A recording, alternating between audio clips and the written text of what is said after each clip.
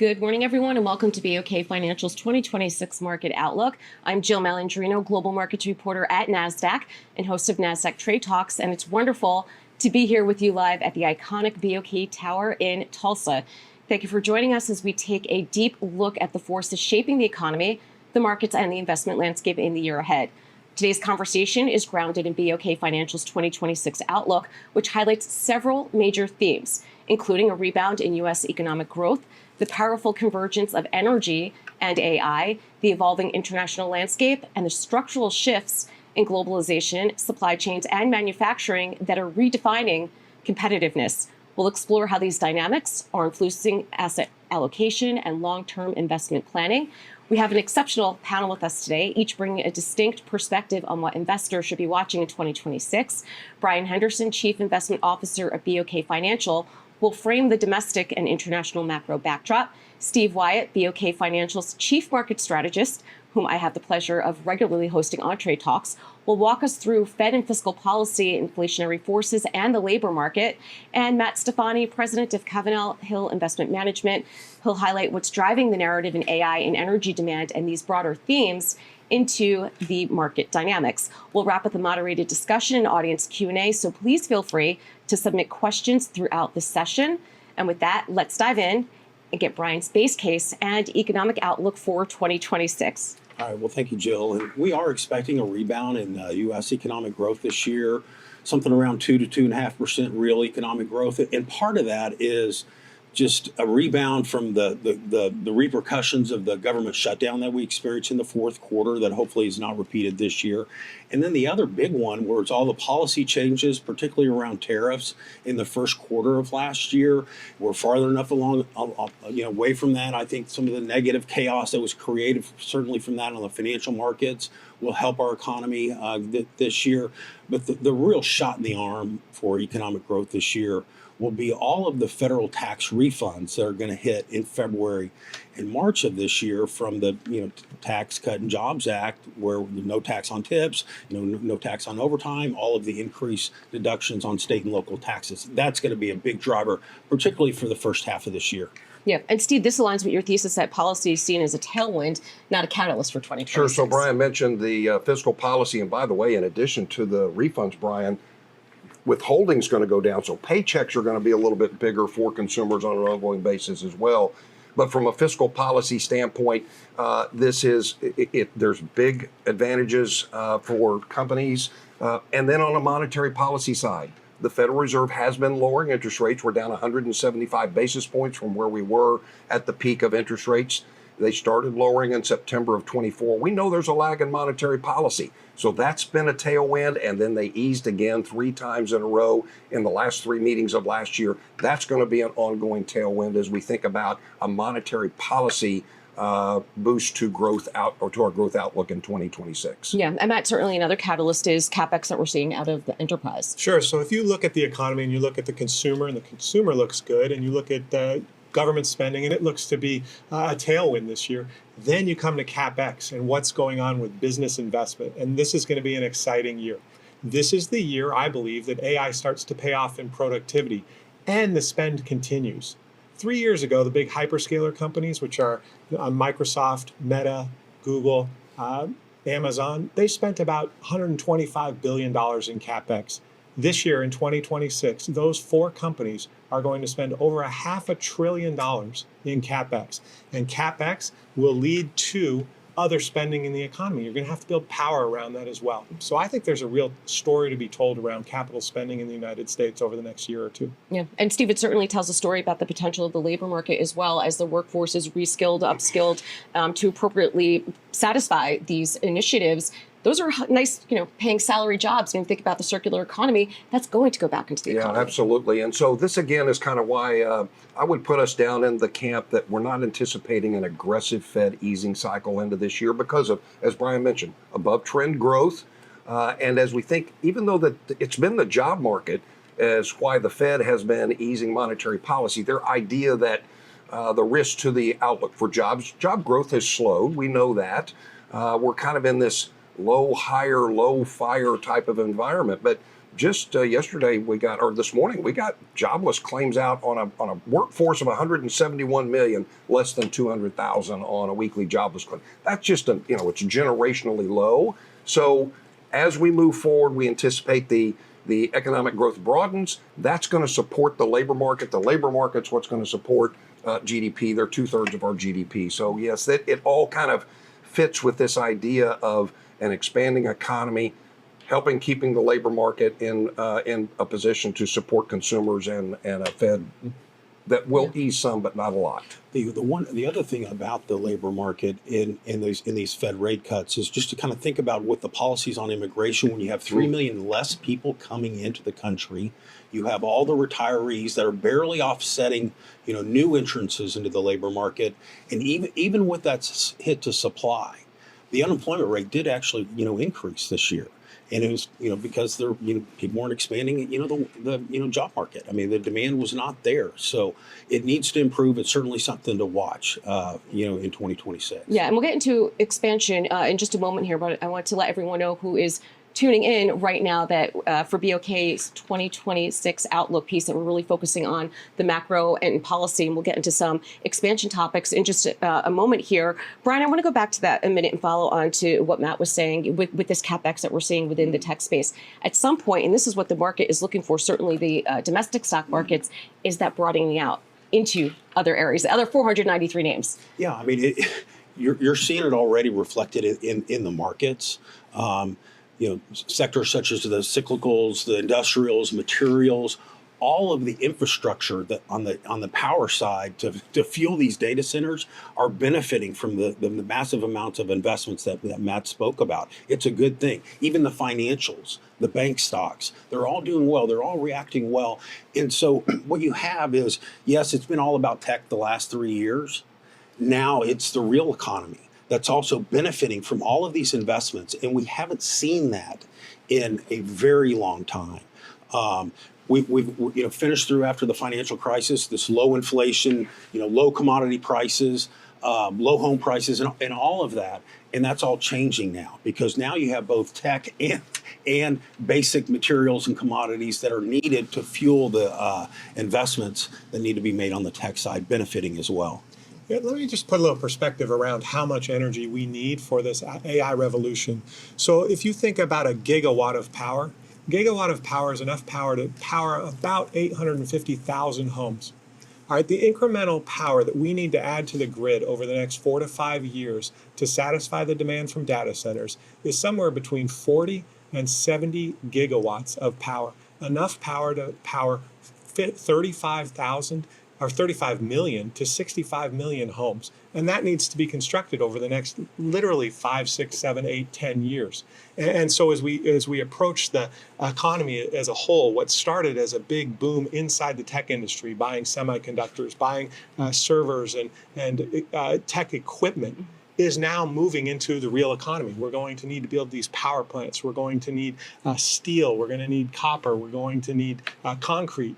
And so what that's doing is it's broadening out what this spend started as. So it began as a tech investment. It's now broadening into an infrastructure investment in the United States. Yeah. And I think Matt and Jill, to just carry that back into the labor market and our outlook for that to improve, it's going to take people to build this stuff out. Look, AI is a huge benefit from a productivity standpoint.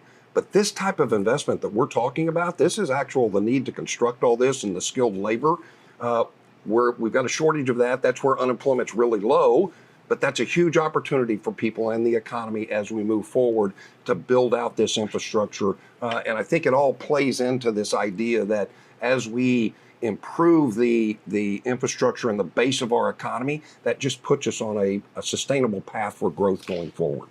In addition to just setting tax policy to incentivize these type of investments, the federal government is also making direct public equity investments to make sure this happens. That's how important this is, because it does. I mean, it ties into national security. Some of the trade deals that were made on the tariff side, we're seeing foreign countries that have committed to helping us build out some of this basic infrastructure. And one of the technologies that I'm sure is going to be a big part of this build out of power is nuclear power.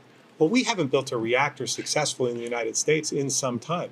So to Brian's point, the federal government is ponying up $80 billion to build 10 full-scale nuclear reactors with the intention that they may end up owning and operating those reactors for some time, just to jumpstart that industry, just to bring people back into an industry that was really big in the 60s, 70s, and 80s, but basically went dormant for the last 25 years. I think it's going to take a few things here. One, it's going to have to be constructive policy shifts. I think it's going to have to be public-private partnerships so this can be effectively managed. And looking at the energy sector specifically, it's not going to be a one-size-fits-all solution.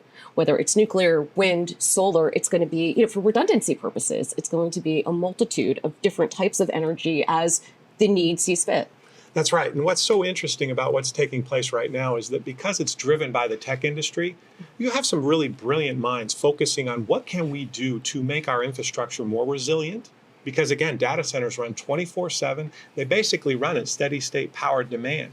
So when you build those data centers, you need to make sure your supply of power is also 24/7 available. So whether that's solar and wind with batteries, whether it's nuclear power, whether it's natural gas. And frankly, in the short run, I think it will be a lot of natural gas that's used to power this equipment.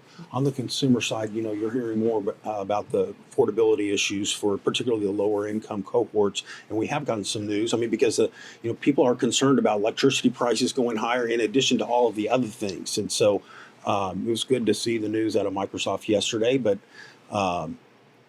that is definitely a concern for the consumer, and is another hit to the lower income if those prices go higher. So. And that's probably the biggest risk, Brian, to inflation. And Steve, you'd probably agree that this electricity costs are a big variable right now. And so you did see Microsoft come out yesterday and say, hey, we're going to make sure that when we add demand to the grid, we are paying our share, and that demand does not get spread over residential consumers, despite the fact that there have been pockets of the United States where rates have gone up quite significantly. Yeah, they certainly have. And again, it comes back to that public-private partnership where you have the nimbleness of the private sector, but you need the scale at the public sector. You need the buying, you need the policy shifts. And I think now more than ever, it can't be binary forces, that it's all going to have to come in together here. And academia, R&D, put that in there as well. It's going to take a constructive effort. But I want to go back to affordability for a moment here. And I think this is something that's going to be a key issue that I would anticipate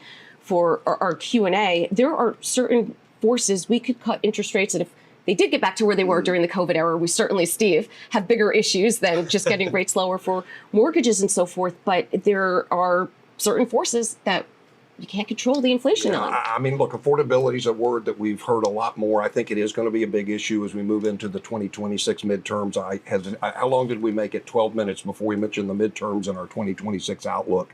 But affordability is an issue. And Brian mentioned briefly the K-shaped recovery, the idea that we have some parts of our populace doing very well and other parts are really struggling. If you've been fortunate enough, Jill, in the last 5 years to own your home and be invested in stocks, this has been a pretty good period. You've outpaced, your net worth has grown faster than inflation. The hard part is the bottom 50% of wage earners in this country only own about 5% of all the financial assets. So that's where this affordability issue is really coming to the fore. And so if electricity prices are going up faster, and they have, than the overall rate of inflation, when we start talking about items like insurance, homeowners insurance, car insurance, everybody knows this. These items have gone up way faster than inflation and continue to do that. Property taxes for homeowners. This is what, as a member of a board on a Habitat for Humanity here in Tulsa, we just hear more and more homeowners that it's less about the principal and interest on their monthly payment, and it's more about insurance and property taxes that is making some of this unaffordable. So I think affordability is going to continue to be an issue. If you look at the most recent CPI report, where it looked like CPI is coming down in aggregate, there's still areas within there where higher prices are a real problem. And I think what consumers feel is, since the onset of the pandemic, where aggregate inflation has outpaced aggregate wage gains, we all know it, we're paying more and we're getting less, and we've lost spending power. And that is going to continue to be an issue for us as we go forward. Yeah, tariffs don't help. The situation when you're trying to bring down costs of goods. Fortunately, we've probably seen the bulk of what we're going to get out of tariffs, but that doesn't help because it still keeps the overall price level cost of the unit of the good, relatively high. It perhaps allows the Fed to cut rates, as Steve said, and so you've got to increase supply. You have to continue to, which is going to be very interesting, I think, for our country because you see us. Not having the same relationships with, what we thought were friendly trading partners, to keep those goods and services flowing. And yes, the investments that the federal government is making to help, reshore some manufacturing of goods here helps, but we've got a long way to go. We'll get into American manufacturing for a moment here, but Brian, you said something that was inspirational to me in terms of rates and making it more affordable. This sounds like a policy issue when you're talking about insurance rates. And taxes and so forth. I'm not sure if cutting rates as it relates to Fed policy is going to impact that. No, I don't think it will. And I mean, the whole reason the insurance costs have gone up is because it costs a lot more to replace a car. It costs a lot more to replace a home. It costs a lot more to build it.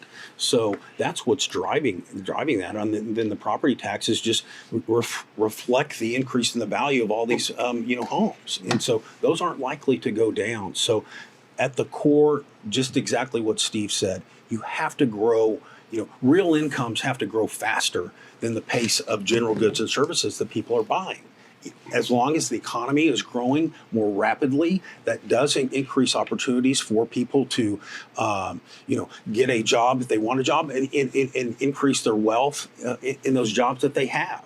And some of those jobs on the technology side are higher paying jobs. Yeah, I mean, Jill, just real quickly, just as an example of how we know the administration, from a policy standpoint, is paying attention to this. Just in the last week, President Trump has come out and said, "I'm going to limit credit card interest to 10%." Look, we know that interest rates, another 25 basis points from the Fed is not the difference between credit cards being affordable and unaffordable. The difference between 10% and where some of those rates are now, that's the type of response that you get. This is how I'm going to attack affordability. Now, let's be clear. Whether they can actually do that is a totally different question. But that's what this is all being driven by as we think about how this issue is going to impact the midterm elections. It's all about, okay, here, let's just say we're going to limit credit cards to 10%. That's like stimulus checks. I was going to say, it sounds like dangling a carrot. It's not the solution. Right. Perhaps every little bit helps, If someone said, "Hey, I'm going to cut your interest rate on your credit card in half," yes, I'll take it. Even for a year, every little bit helps, but that's not the long-term solution. But the long-term solution, honest to goodness, is productivity. It is. I mean, that's the easiest way to grow your economy. It's not the easiest way to grow your economy. It's the most effective way to grow your economy. And so if you look back at history and think about the 1860s, I know it's going way back in time. You probably remember it better than I do. So the 1860s, you're building a rail line. May of 1869, you drive the Golden Spike in Promontory Point, Utah, and all of a sudden you can connect east to west. And that investment benefited us for the next 160 years. Yep. What we are doing in the technology space with data centers is akin to building a railroad.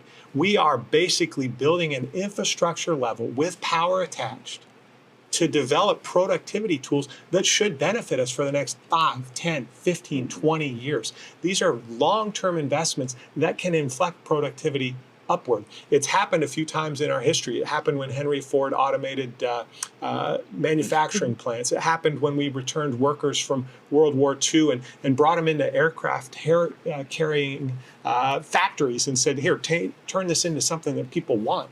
And we did it. And then you had it when the PCs came home in the 1980s. People got home PCs, businesses got PCs, and you had this productivity boom in the 80s and the 90s that I think we're set to repeat right about now. The first few years of the AI boom have been investment in, all right? And we still have a lot of investment to make. But 2026, 2027, I believe, are the years that we start to see the productivity benefits of the investments that have been made. I can already see Jill thinking about a question on jobs. And actually, because what does that mean? Well, the resurgence of American manufacturing, Yeah, right? That's the broader theme And to your point, and everything you were laying out in that historical outline, it always comes back to reshoring, like the example of World War II. Once we brought people back, 1980s. Computer, PCs in homes in America. So it seems to be, not only for jobs. Of course, you mentioned before national security concerns and so forth. And in fairness to whether you're talking about the Fed or how companies have thought about their supply chains and so forth, there is no blueprint. We are making that blueprint following COVID. A lot of lessons were learned. I think accelerated. You could make that argument as well. So I think, Jill, I think you're exactly right. A lot of what we're seeing started with COVID. COVID-19 really illuminated the risks that we had put our economy in by having so much of our production overseas. Right. And really, we had gone through this long period where it was all about seeking out low-cost labor, and there were some tremendous tailwinds for U.S. consumers as that occurred with disinflation. Was it all good? We hollowed out a big part of our middle class as we moved some of those jobs away. So this is part of the realignment of the global trade environment as well. And we kind of are approaching this, I would say, I don't know, Brian, maybe it's almost like we've got a stick and a carrot approach here. Look, tariffs are the stick. I think about this. When you go back to your basic economics classes and you learn that, look, if you want less of something, tax it more. If you want more of something, tax it less. Tariffs are the tax on imports. We want fewer imports. We want more production here. In the tax code, we have all these incentives for companies now to invest money in CapEx and building production facilities. So there's this carrot and stick thing going on. Now, the hard part is tariffs hit quickly. They haven't had as big of an impact as we thought. But some of these big investments that Brian has talked about, multiple $1 billion, this is great. It's going to take a while for that to happen. So this doesn't happen overnight. But I think that as you can step back and think about the bigger picture of what we're trying to accomplish, and then you throw on top of that the productivity from AI, this is where you can get kind of this almost multiplier of growth going forward, where we're moving more industries back here and they're more efficient. And by the way, if we think about what it means for jobs, because of our organic demographics, where we're an aging population, I'm going to tell you, I hope we get some real productivity gains out of this, because our labor force is not going to be growing that fast. Right. Well, COVID kind of woke us up to where our supply chain was. For 20 years in this business, I used to cover pharmaceutical stocks. And as far as I knew, they were still manufactured in Puerto Rico, New Jersey, and Ireland. Finding out that 95% of our active pharma ingredients were made in China was news to me. It had been a while since I had covered the space, but that's what had happened in a decade of let's go find the lowest cost to produce. And we took national security interest items and took them to some of our enemies. Right. And then that was made clear in the Beijing Olympics, all right, when President Xi and President Putin stood on the stage together and said, we have this commitment together. It left us saying, well, where are we going to get our pharmaceuticals? Where are we going to get our rare earths? If our military aircraft need fasteners, where do those come from? They're all made right now in China. So there is this resurgence of production back in the United States. And with it, we're going to bring those high value items back to the U.S. I don't think we're going to be making T-shirts here, but I think we'll be making things like fasteners that are used on F-35s. I think those are all coming back domestically, because we now see here's our vulnerability. When there's one world leader and it's the United States, you can spread production around the world. When you start to see, hey, this is a multipolar world, and there are countries lining up behind China and Russia and countries lining up behind the United States, we need to make sure we have a supply chain that's durable and sustainable. I think this geopolitical issue is going to be with us for a while. It's one of the most important things that has changed, that has occurred. And it's the United States also trying to find out who are its allies. I mean, even with NATO, being in jeopardy here, and our relationship with Europe, and so in this deglobalizing AI world, which is the theme for our outlook, it's going to be very interesting to see, who can we rely on that we don't have physical, manufacturing of key elements that don't make sense for us to have, but who are our friends that we don't have direct control, but we think those, those are dependable supply sources. Right. So, and we'll continue that theme in just a moment, but I want to welcome everyone back, and those, of course, who are joining us now. The key themes that we've been covering for BOK Financial's 2026 outlook really has been around national security, geopolitics, and how that's reshaping not only the workforce, but global trade dynamics. And I want to go back to that theme for a moment here, Brian. I brought up the point earlier about consistent and stable policy. I think one of the risks that we're running is what's it going to look like in midterms? What's going to look like with the next administration? That certainly is a question that our allies are asking. And I even think from a business perspective, the types of investments that you want to make. exactly. But Yeah. the lessons that we did learn during COVID, not even with everyone going to cloud at the outset of COVID, with no one had that in their 2020 outlooks, right? And then now you're starting to see some coming back from the cloud and also on-prem again. You're getting that hybrid kind of solution. But I think we almost needed to wake up and understand what our vulnerabilities are. To your point, I thought the same thing too. I live in New Jersey. The healthcare, companies are all over, but I did not realize the extent of where things were manufactured overseas. Well, and what can happen is a lot of businesses are cyclical, very cyclical. And so take, for example, power demand. Power demand grew in the 1950s and 60s. Why did it grow? HVAC's in South, right? We finally figured out you can live in Florida as long as you have air conditioning. And so you had millions of people over several decades move into Florida. And so you had this boom in electricity demand that lasted from, say, 1950 all the way up until 1970. Electricity demand then went flat for about 15 years. PCs come up, and they demand a lot of electricity, and the internet came up, and that demands a lot of electricity. And you had this big electricity demand shift up from about 85 to 2000. 2000 comes, electricity demand starts leveling off. You see companies addressing the lights in their buildings, the windows on their buildings, and electricity demand for 20 years was flat. Now we enter this AI race, and it's really a two-team race. It's us and China who can develop AI quicker. And we are short electricity relative to China. And so we're realizing, wow, that's one of the critical areas that because of cyclicality, for 15 years, we really just didn't think that much about it. All right. But now we're looking and we're saying, how do we get there? So then again, you need policy support to make these types of big investments. It's why I started with such a positive view on nuclear. The reason for that is we did open a new reactor in Georgia about a year ago. And at that time, we had a Democratic Secretary of Energy stand at the podium and say, we have 94 of these in our country. We need to build another 200 of them. Fast forward a year, and you listen to the current Secretary of Energy, who's a Republican, and his view is the same. We have got to stimulate that industry to the point where the U.S. government is spending $80 billion to build 10 nuclear reactors. Yeah.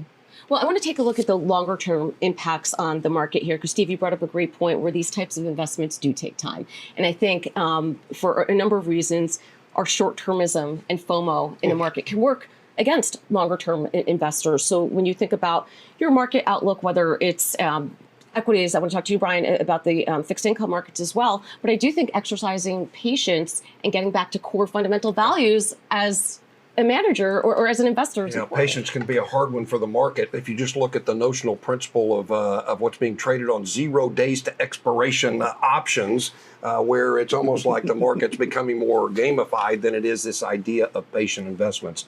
But this is kind of the thing, as we think about the economy moving forward, we're trying to recognize those longer term trends. We have to pay attention to what's happening on a quarter to quarter basis.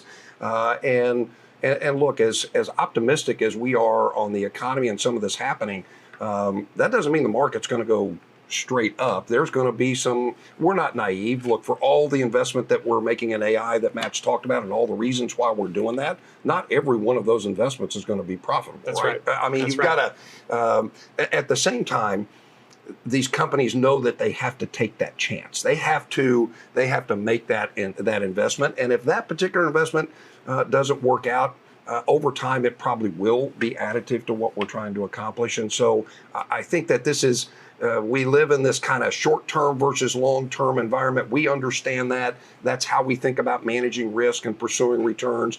But I think the bigger issue, keep your eye on the ball in the longer term. This is why we're just more optimistic. There's plenty of reasons to be pessimistic about some things that are happening. But longer term, that's why we remain optimistic. The patience is important, but as you kind of alluded to, hey, what if all these policies change? Yeah. How do I invest long term? And you don't know the answer to that. So when we're putting together our asset allocation models, and we're running through thousands of different scenarios and Monte Carlo simulations, it ends up with a portfolio that's very diversified across all these asset class, and that has paid for us in an age of a lot of uncertainty in previous decades. It's going to help us going forward. Last year, the start of the year, no one was expecting the international equity markets to outperform, the dollar to reverse and come down 10%, but that's exactly what happened. And yes, Make America Great Again. Actually, it was the international equity markets that were up over 30%. S&P still had a good year, but no one was looking for that. Right. I don't think that's going to repeat this year in 2026. Maybe the emerging markets collectively can do it, but I don't think you're going to see, at least in the calendar year 2026, the dollar go down. That gave those international investments such a big advantage last year. Right, but if you look at U.S. equity markets today, they're 23 times forward earnings, all right? So they're expensive relative to history. But if you look at the composition of those earnings, the earnings have become more and more less cyclical. All right, we've pulled cyclicality out of the business. Think of Microsoft, which is now one of the 3 largest companies in the world. $4 trillion, right? Yeah, Microsoft's earnings during COVID, they did not have a negative quarter. Think back to 1999, 2000, when PC sales declined because Microsoft used to sell packaged software. Their earnings declined by almost half in 2000, 2001. Now, because they sell everything as a subscription, all right, their earnings don't decline. So the valuation of Microsoft should be higher because it doesn't have cyclical earnings. That is an excellent point. Sure. And when you translate that and think about that on the macro side, it's no wonder these expansions are going on a heck of a lot longer than what they were in the past. That's right. Profits are not as cyclical, particularly in those industries. So, you're not seeing the mass layoffs and then the rehires. I think that has contributed to these long expansions. So when you look at the equity markets and you say, okay, we're started at an expensive point, but then you also consider earnings should grow about 15% this year. That's what expectations are.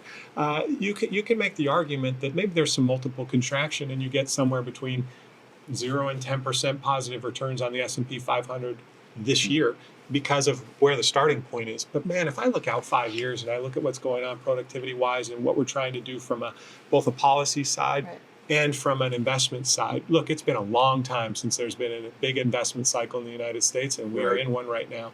And those tend to lead to long expansions, less cyclical than what we've seen in the past expansions too. So I remain very optimistic on equities over the long term. I think what the key point is, and before I get to that, I just want to remind everyone to submit your questions so that we can answer, so we could hear from you what you want to know about longer term and how you're thinking about asset allocation, just as an example. But Matt, I think the key point that the three of you were making here is this isn't growth by multiple expansion, but it's the true fundamentals. It's coming through earnings. That's right. And that's really where the key is. And to your point, balance sheets for the most part, let's talk, large cap perspective at least, are strong, right? Yeah, balance sheets are strong. And honestly, the small cap companies that may have challenging balance sheets are getting rate cuts. Right. So you are entering a time period where it looks that this recovery should broaden. Yeah. I mean, that's what We're I would seeing expect. that in the earnings estimates, Jill. And so you can even look at it, even as we talk about the benefits of AI. Look, the performance has been fantastic. Maybe that slows down a little bit this year. But look at earnings estimates for the S&P 493, the non-Mag 7 names. That probably is going to start to outpace the earnings growth of the Mag 7 as we get to the middle of this year. And then as we look at mid and small cap companies, kind of to what Matt was talking about, some of the headwinds they've been facing are turning into some tailwinds. And so we're looking at earnings growth in those areas of the market higher than that of the large cap sector as well. So last year, large cap and international was what really drove that. Mid and small cap domestic were kind of the laggards of the two. We think that could change this year with mid and small caps, which they are the best performing part of the domestic market on a year-to-date basis. And if you look at even within large cap, If you take an equal weight S&P, we're in like a capital weighting where we know now that the Mag 7 make up, 35% of the S&P 500. If you just take an equal weight S&P versus the capital weight, equal weight's outperforming. That gives you this idea that the average stock is starting to outperform the very top of the market. We think it's early in that game. Again, we're not calling for the end of the AI trade. It's just this broadening and a more especially the energy thesis kicks in on a small mid space. Right. But Brian, I want to talk about fixed income for a moment here. How is it interpreting what's happening globally? The U.S. investment grade market had a very good year last year. Up close to 7%. High yield actually did even better with credit spreads. This year in 2026, we're, despite all the optimism that I think is going to come through on economic growth and continuation of low downgrades and defaults this year, it's going to be difficult for the bond market to do much better than the 5% kind of coupons that U.S. investment grade. Even on the international side, I don't think you're going to see the downdraft in the dollar to really prop up the performance there. But the environment has been very, very good. We're seeing despite the high inflation, it's a nominal, GDP type world where payments on debt service are paid in a nominal way. That's benefited all this credit. The other thing that I think that'll happen, though, that we really would like to see, particularly on the private equity side, is you haven't seen as much M&A, not as much deal activity. So you see a lot of money trapped in private equity funds because interest rates have been high or credit spreads have been particularly high. That's starting to correct itself. And so our investments on the private equity side from that increased deal activity will also benefit from our investors, just increasing the cash flow off of those particular investments. Yeah, I mean, especially as a lot of these private equity investments, they have to start moving their money around and either take these companies public, which would be great from our perspective. I like that. Right. Well, I mean, because investors want exposure to these types of stories, and that's why you're seeing a big uptick in alternative investment interest as well. Yeah, I think the other part of that is you just look at the number of publicly traded companies out there today is less than it was 20 years ago. That's another reason you've seen these the amount of money invested in private equity increase is because there's just not as many public companies.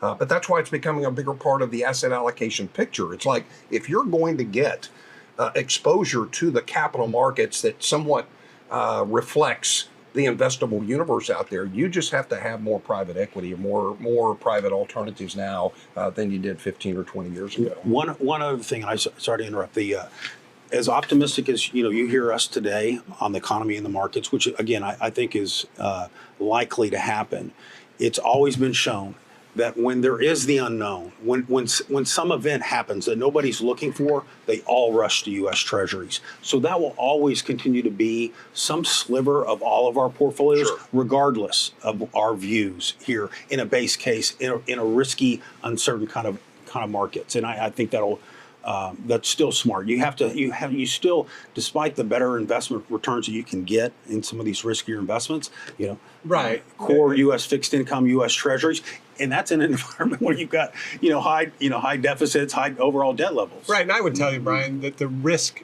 of a macro event, a black swan event that we can't predict, is much greater when your starting point is 23 times earnings on the S&P 500. So again, to explain why we have so much, or a portion of our portfolios in fixed income and in treasuries is exactly that. Those events that you can't predict have a bigger consequence to portfolios when the starting point is as high as valuations are today. Yeah, but I mean, it's just remarkable how quick the markets did bounce back after COVID, as an example, or what we experienced in 21 and in 22. The resiliency has been quite remarkable. 0% interest rate, $6 trillion injected into the economy. $6 trillion. COVID's probably not as surprising as you think about that. But if 22, or even thinking from the inelegant rollout of the tariffs, where that was where uncertainty went very high very quickly. And this is where, during that period of time, as our asset allocation committee met there, one of the things that I think that we try to do as an organization, as a committee, is when markets start acting very emotionally like that, we try to remove the emotion from the situation and say, okay, what's happened in the past during periods like this, and what does that mean that may mean for us as we think about what we do now. And what we've learned, or what we saw, is that as we looked at data, when policy uncertainty goes very high, and uncertainty is if you're a company owner, that's the worst thing you want is uncertainty. How do you make investments if you're uncertain? That's where tax policy is helping that uncertainty on tariffs and stuff, give them some certainty there. But what we saw is that when policy uncertainty went very high, that forward returns from that period were way higher than average. And so it was at that point in the time we made the decision, we need to rebalance our accounts. And that meant we were selling bonds and we were buying stocks when that uncertainty was high. It wasn't a decision for the next day or the next week or even the next quarter. But we just knew that to kind of match point, if my starting point is pretty low, my chances are better as I go forward. If my starting point's really high, the risk of some unknown having a bigger impact is a little bit higher. So that's right. Sell high. Such a weird concept. There you go. You have this career in media, doesn't work out. That's right. So you wanted to follow on? I would just say that our view economically, I think we see a good first half of the year, thanks to the rebates that are coming. And don't conflate necessarily a good economy with necessarily a good stock market. Yep. They don't always have to coincide. But over the long term, the structure of what we're doing in the economy today and what I think is going to happen over the next 2, 3, 4 years is very, very supportive of continued growth in the equity markets. Now, again, you can't predict timing, right? You could have a year where you get zero return in equities and then a year where you get 25%. So my view is that the long-term outlook has actually improved. And I think that's why valuations have improved in the markets.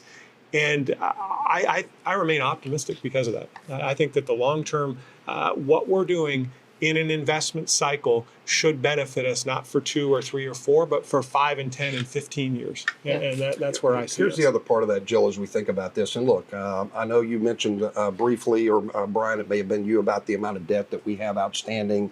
It's $38 trillion. It's going higher. We will agree that growth is absolutely vital for us. That's where one of the reasons that, as we're optimistic on this growth, that's going to help us on our debt to GDP ratio. If we can have policies that just help us grow 0.5% more per year than today, I think, Matt, correct me if I'm wrong, but I think that the baseline growth rate in the economy is assumed to be about 1.8 to 2%, something like that. So when Brian says we can grow 2.5%, 50 basis points higher, if we can do that on a consistent basis, it makes our debt to GDP ratio way more manageable. That's not to say we probably still don't need to be trying to do some things from a fiscal standpoint as we move forward. I don't think any of us would sit here and say, we're not concerned about what we're doing from a fiscal standpoint, but it's not the end of the world. And that's where I think, as we think about the U.S. economy and as a growth engine, we're in a lot better position than a lot of other countries to be able to handle that. And growth reduces the risk. Growth reduces the risk, that's right. Okay, but then again, the risks to that thesis, this debt has to be managed, Brian, right? We need, all the levers to move in the right way. Yeah, and we also need to have, maintain relations in a financial system that allows, overseas capital to keep coming into our markets to buy that debt. Yeah. It's out there. We're not at, Steve's exactly right. We're on a bad trend. If the economy can grow as rapidly as what we're talking about, on a sustainable basis, then that helps tremendously. But also at the same time, you've got demands we are in a different world. You already hear Trump already talking about increasing the defense budget by 50%. Okay, well that's a lot of money. Probably needs to be done. And then the aging population and demands on healthcare and all that sort of thing, creates more, increase in expenses as well. So growth is, to Matt's point, is the solution. If we can get the productivity improvements, we need that. Then that is going to, in a tight market, slower population growth. That's the best path to go. Especially when you think about the realignment of the global economy, and this was the data point or the statement that really resonated with me from the 2026 report in terms of what's happening internationally, Europe more specifically, but policy flexibility, which has always been a roadblock for them, industrial reinvestment, supply chain dynamics, and influencing growth again across the regions. They're still competitive in that respect. And I think, being so unilateral might not necessarily be the best way that this plays out either. Right, and I think what's happening is you're seeing this awakening around the world, right? In the last decade and a half, there were policies that maybe weren't necessarily growth focused, but focused on other objectives. And now you sit in a country like Germany or the UK, your power costs are 50 to 100% higher than they are in the United States. And the number one technology that you need to get yourself out of this slow growth era is AI. And you have high power costs. You're realizing, wow, we need to adopt policies that actually address that. And I think that's what you're starting to see. And you're seeing that in Europe. And part of it has to do with what Brian mentioned earlier, where they all used to sit under the umbrella of the United States protection. Countries are starting to realize we have to take a little bit of ownership on ourselves. And so what that's actually doing is taking some of these countries and in their politics looking at how do we grow? How do we produce energy for our people? How do we improve the standard of living of our people without driving costs so high, which is what happened in some of those countries? How do we do that with the spending policies that we're making right now? Yeah. And so I think that a lot of this stemmed from the changes in the world that occurred from COVID on. Yeah. Yep. Let's take some questions from the audience and see what they want to hear from you guys. And with the first question, let's see what we have coming up with here. All right, Steve, want to go back to inflation here. So with inflation still sticky, as we had mentioned, and possible Fed policy changes ahead, what's your outlook for interest rates this year? Because you could make the argument that, looks a little bit different the first couple of weeks of this year with the news cycle, when this was published. Yeah, maybe. Jill, I think this is the first time in a while that there is another kind of perspective on what's happening within the Fed as we see what's happening play out with Fed Chair Powell and some of the Board of Governors and their interactions with the president. That let's be clear, every president in the past has wanted lower interest rates. President Trump's no different than that. We've had past presidents get pretty aggressive with their Fed chairs about disagreements on policy. The difference is this is probably the first time it's playing out on social media. All of us, before we give a presentation, we check our phone or Truth Social to see if we need to alter our comments a little bit. So there's this underlying risk of what may happen to the makeup of the Fed and how that could impact the markets. Again, thinking about the basic underlying factors that are driving what we think monetary policy is, inflationary pressures look like they're going to continue to decline. Housing, I pointed to that. Brian's talked about tariffs. We're going to lap the tariff price increases from last year. That means they're not continuing to go higher. We may actually get some short-term help from the Supreme Court if they do something with the tariffs from their decision. But here's the key: we're going to have tariffs going forward. That's not going away. But our sense is that the Fed will have room to ease rates a little bit. We don't see an aggressively easing Fed, and maybe this is different than what some people would think. I don't want that, because if that occurs, then we've had this economic outcome that I think is worse than we want. And our sense is that the Fed maybe one, maybe two more cuts this year, but at that point, they're pretty close to their neutral target. And if the economy's still growing and unemployment's still below 5%, it just doesn't call for them to have to do much from a monetary policy standpoint. Yeah, but Brian, though, right? Yeah. Coming into midterms, and not to be flippant, but it's the economy. Stupid, right? We're familiar with that phrase. We could look at all these data points and make our investment cases. But again, there are some costs that the Fed's not going to control, right? No, and that's how the consumer's thinking. Its mandate, it's got two things: full employment and stable inflation, and it's put a stake in the ground at 2%. GDP, these other things have nothing to do with what they're responsible for. So it did the right thing in cutting rates last year, and I know a lot of the markets were even during the time thought the second and third quarter we're growing 3 to 4%. And that's in an environment when inflation is still hovering around 3%. What are we doing cutting interest rates? Well, it ends up the labor market data that once we got it showed a tremendous amount of weakness. I mean, we're not even breaking even with the monthly payroll growth. that happened. So they did the right thing. Now here in 2026, the labor market has still got a ways to go to repair.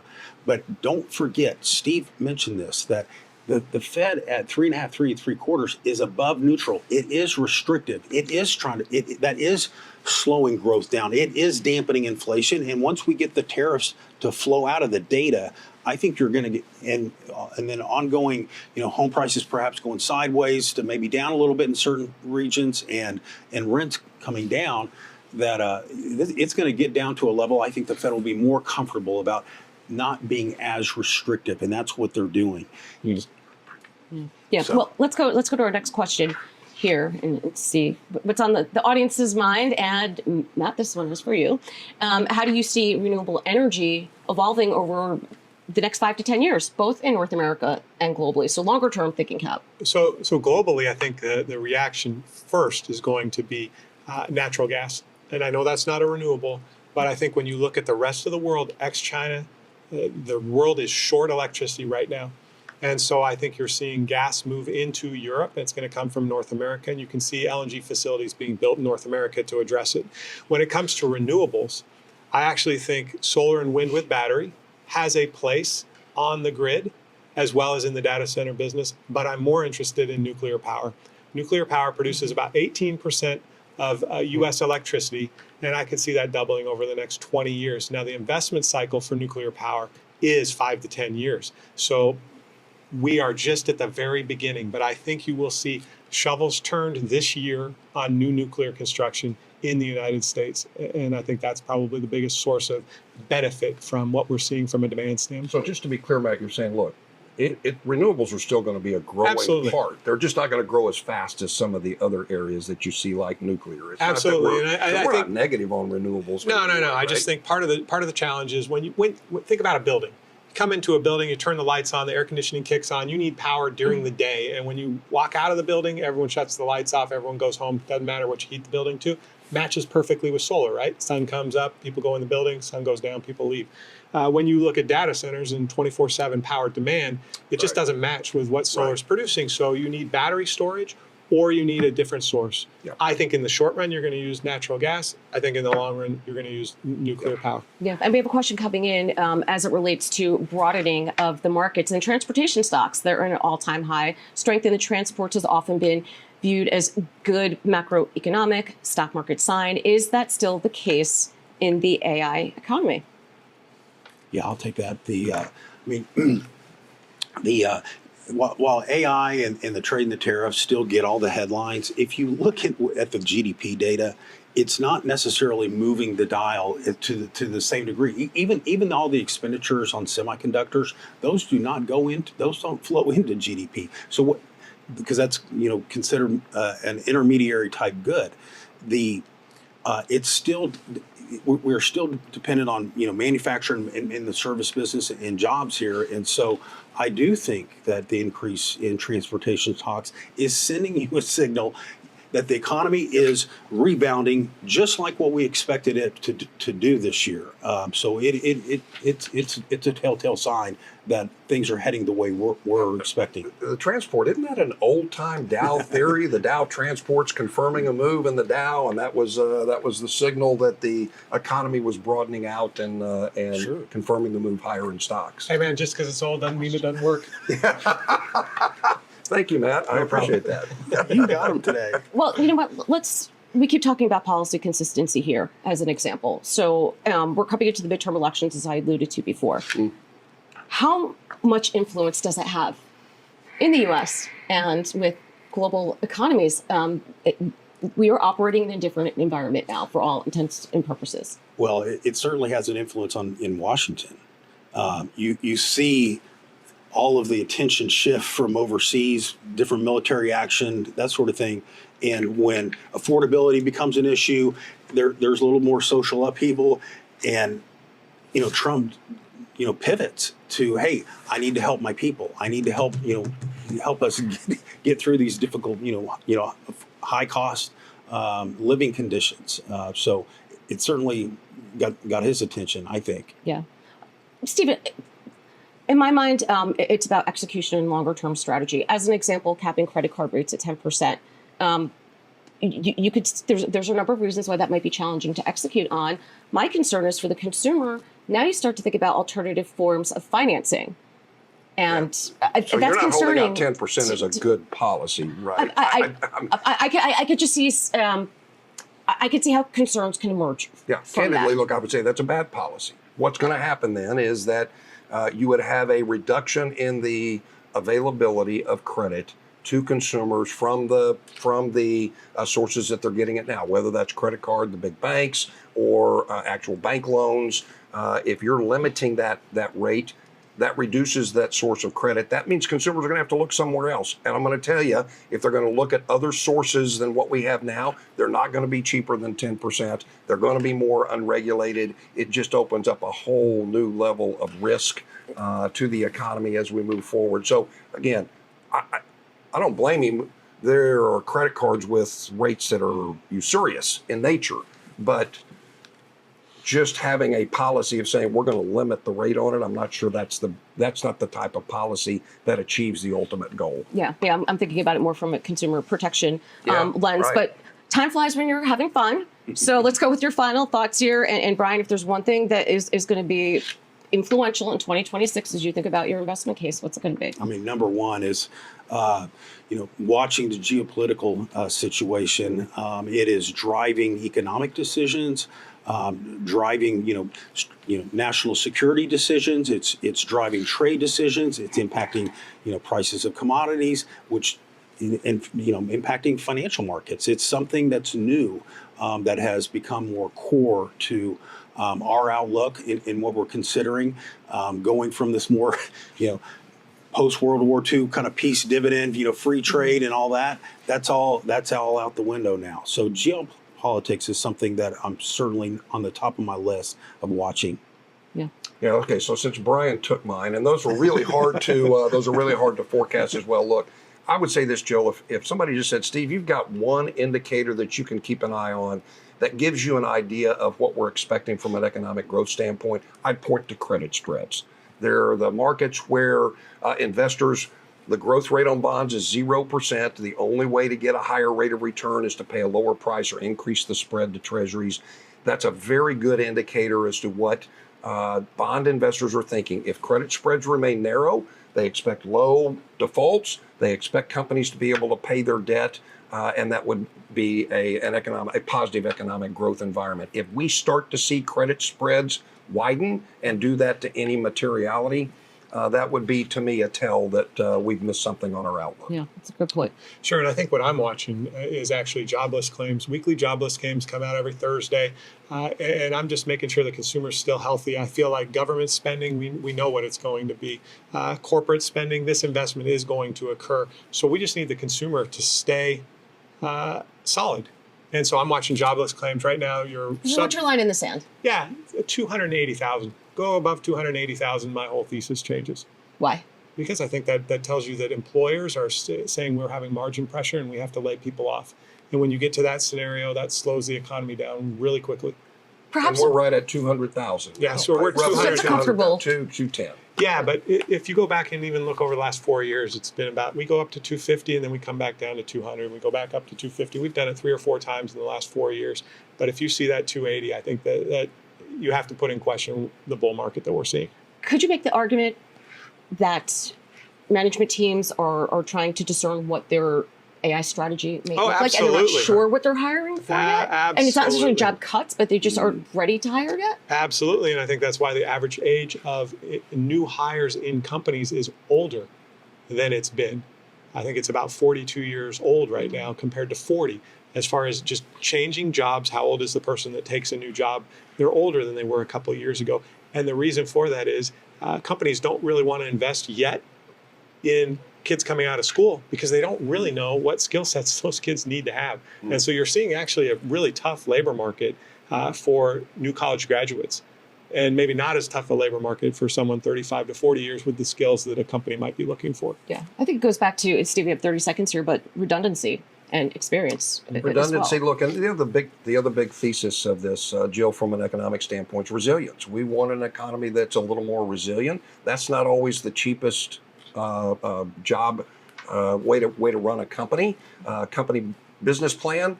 But we're looking for our economy to become more resilient. And as we do that, that's why we're optimistic on growth. All right. Thank you, Brian, Steve, and Matt, for your insights and for helping us navigate the forces shaping markets, policy, and innovation in 2026. And thank you to everyone joining us virtually for being part of this year's annual Outlook. We encourage you to visit BOK Financial's full Outlook at bokfinancial.com/2026 Outlook and to stay connected as the year unfolds. I'm Nasdaq's Jill Malandrino. Thank you for spending your time with us this afternoon.